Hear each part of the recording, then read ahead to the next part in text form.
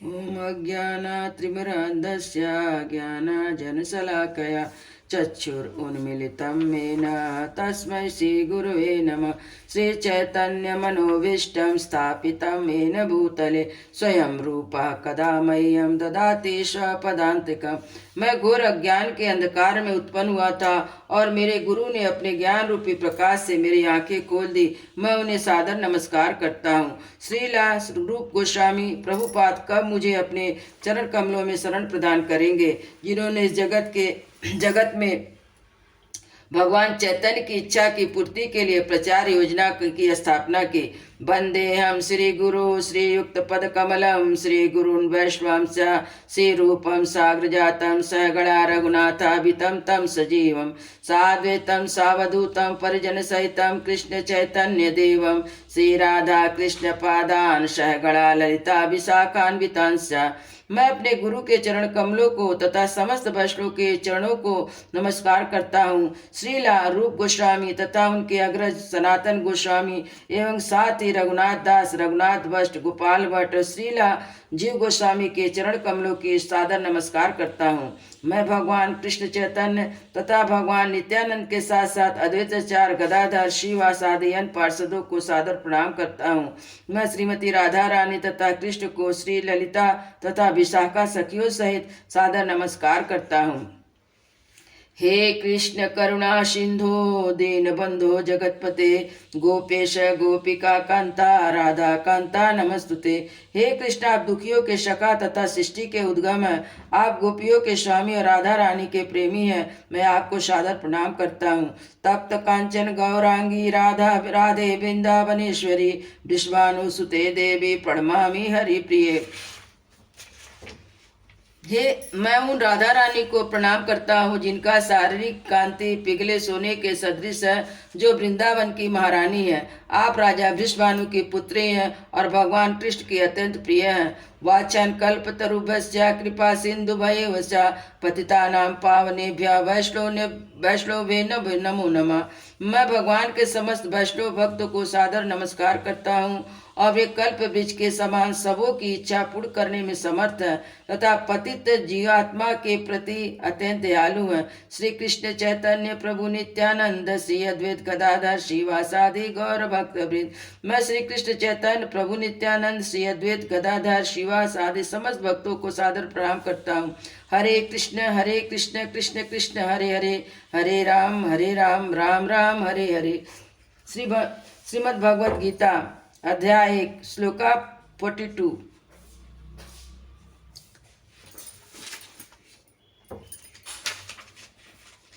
दोषे रेते कुलंगनानानाम दोषे रेते कुलंगनानाम वर्ण शंकर कारके उद्यायन्ते जाति धर्म कुलाधर्मश्च शाश्वता दोषे रेते कुलन्नानां वर्णशंकर कारके ही उद्यायन्ते जाति धर्म कुलाधर्म च शाश्वतम। शब्दार्थ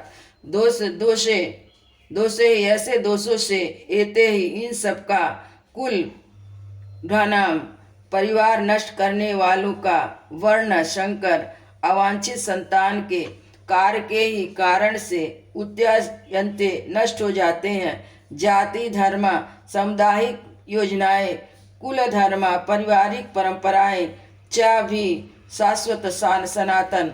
अनुवाद: जो लोग कुल परंपरा को विनष्ट करते हैं और इस तरह अवांछित संतान को जन्म देते हैं, उनके दुष्कर्मों से समस्त परिवार की सामुदायिक योजनाएं तथा पारिवारिक कल्याण कार्य विनष्ट हो जाते हैं। तात्पर्य: सनातन धर्म या वर्णाश्रम धर्म द्वारा निर्धारित मानव समाज के चारों वर्णों के लिए सामुदायिक योजनाएं तथा पारिवारिक कल्याण कार्य इसलिए नियोजित है कि मनुष्य अपने चरम मोक्ष को प्राप्त कर सके। अतः समाज के उत्तरदायी नायकों द्वारा सनातन धर्म परंपरा के विखंडन से उस समाज में अव्यवस्था फैलती है। फलस्वरूप लोग जीवन के उद्देश्य विष्णु को भूल जाते हैं। ऐसे नायक अंधे कहलाते हैं। जो लोग इसका अनुगमन करते हैं वे निश्चय कुल व्यवस्था की ओर अग्रसर होते हैं। उत्यान उत्सन्याकुलधर्माणां मनुष्याणां जनार्दन नरके नियतं वासो भवति यत्नु सुषुमा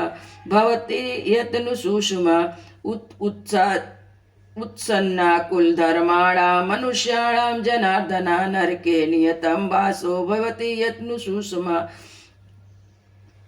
शब्दार्थ उत्सन्न विनष्ट हुआ, कुल धर्माणा पारिवारिक परंपरा वाले, मनुष्याणा मनुष्यों का, जनार्दन हे कृष्ण, नरके नरक में, नियतम सदैव, वास नियता भवति होता है, इति इस प्रकार, अनुसुषुमा गुरु परंपरा से मैंने सुना है। अनुवाद। हे प्रजापालक कृष्ण, मैंने गुरु परंपरा से सुना है कि जो लोग कुल धर्म का विनाश करते हैं वह सदा नरक में वास करते हैं। तात्पर्य, अर्जुन अपने तर्कों को अपने निजी अनुभव पर न आधारित करके आचार्य से जो सुना था उस पर आधारित करता है। वास्तविक ज्ञान प्राप्त करने का यही विधि है। जिस व्यक्ति ने पहले से ज्ञान प्राप्त कर रखा है उस व्यक्ति की सहायता के बिना कोई वास्तविक ज्ञान तक नहीं पहुंच सकता। वर्णाश्रम धर्म की एक पद्धति के अनुसार मृत्यु के पूर्व मनुष्य के पाप कर्मों के लिए प्रयासित करना होता है। वो जो पापात्मा है उसे इस विधि का अवश्य उपयोग करना चाहिए। ऐसे किए बिना मनुष्य निश्चित रूप से नरक भेजा जाएगा, जहाँ से उसे अपने पाप कर्मों के लिए कष्टमय जीवन बिताना होगा। अहोबत महत्